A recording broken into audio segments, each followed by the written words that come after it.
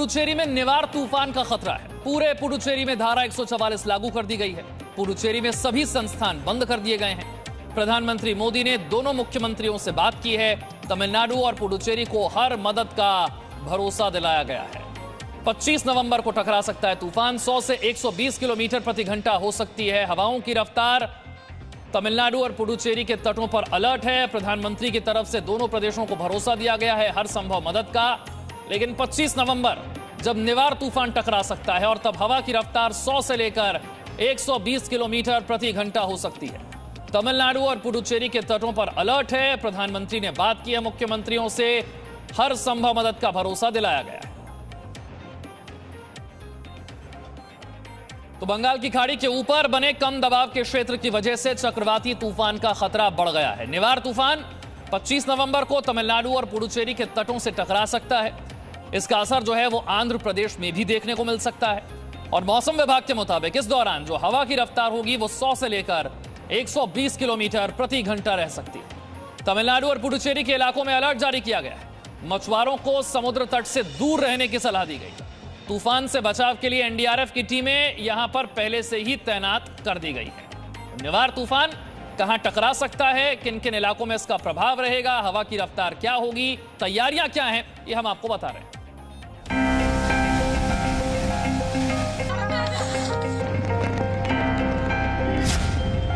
एक और महातूफान के प्रहार से सावधान। निवार आ रहा है, 120 की रफ्तार से तबाही ला रहा है।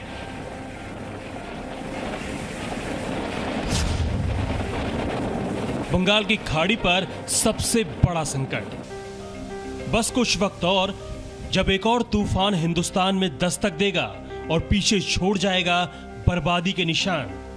कोरोना काल में आंध्र प्रदेश, तमिलनाडु और पुडुचेरी पर जिस चक्रवाती तूफान का असर दिखाई देगा, उसको लेकर सरकार और प्रशासन कितनी तैयार है वो जान लीजिए।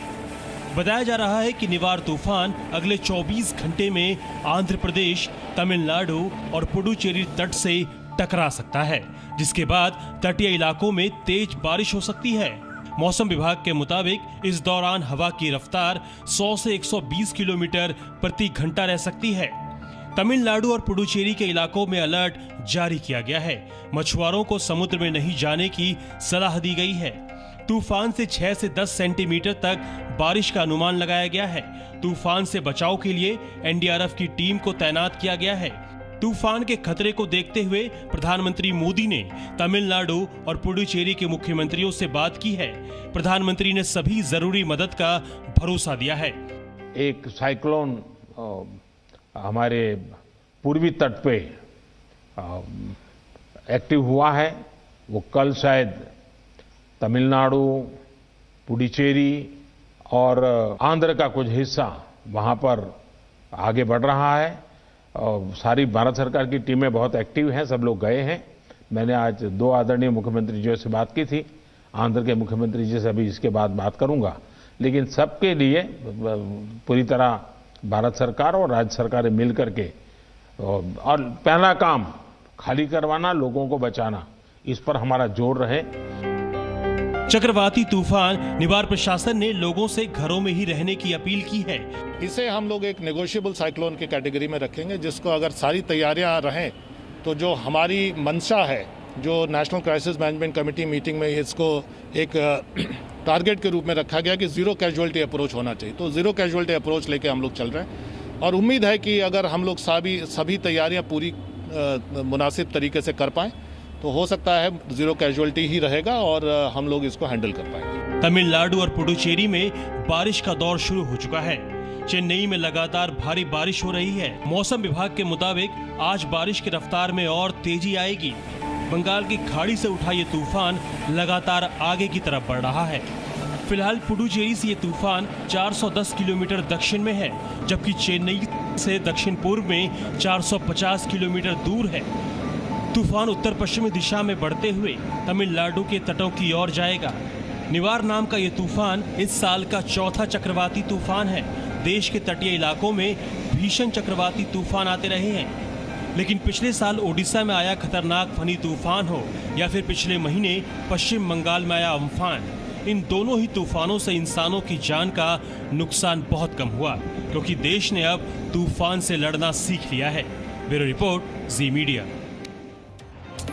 रविंद्र हमारे साथ और जानकारी के साथ जुड़ गए। रविंद्र, तूफान 25 नवंबर को टकरा सकता है, किन प्रदेशों में असर रहेगा ये हमने दर्शकों को बताया, लेकिन तैयारियां क्या हैं इससे बचने के लिए, इससे नुकसान कम से कम हो, क्या किया जा रहा है?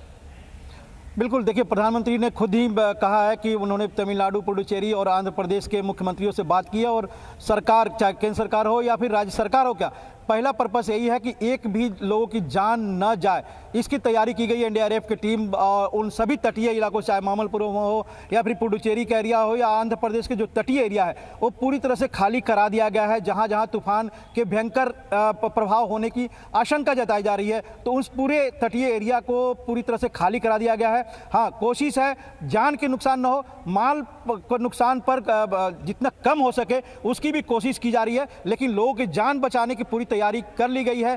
पूरा एरिया जहां जहां प्रभाव पड़ सकता है इस भयंकर तूफान का, उस सभी एरिया को खाली करा दिया गया है। राज्य सरकारें अपनी तरफ से शेल्टर होम भी बनाए हुए हैं, केंद्र सरकार उसकी पूरी मदद कर रही है। डॉक्टरों की टीम है, एनडीआरएफ की टीम है, और केंद्र सरकार लगातार उस पर नजर रखे हुए। कैबिनेट सेक्रेटरी ने कई दिनों से इन तीनों राज्यों के अधिकारियों के साथ लगातार संपर्क में है, क्योंकि अर्ली वार्निंग से एक चीज तो पता चल जाता है कि तूफान कितनी गति से कब पहुंचेगा और कहां पर टकराएगा। उसी हिसाब से केंद्र सरकार ने अपनी तैयारी के लिए राज्य सरकारों को सहयोग भी किया जा रहा है। बहुत बहुत शुक्रिया रविंद्र इस जानकारी के लिए। तूफान 25 नवंबर को टकरा सकता है। 100 से 120 किलोमीटर प्रति घंटे की रफ्तार उस वक्त हवाओं की हो सकती है। तैयारी क्या है सरकार की तरफ से, ये आपको रविंद्र ने बताया। आगे बढ़ते हैं अब, और एक बार फिर से इस नक्शे पर नजर डालते हुए, तमिलनाडु और पुडुचेरी में इसका असर होगा। आंध्र तक के कई जिले प्रभावित इससे हो सकते हैं। Presenting B News app, available on Google Play and App Store. Download it now.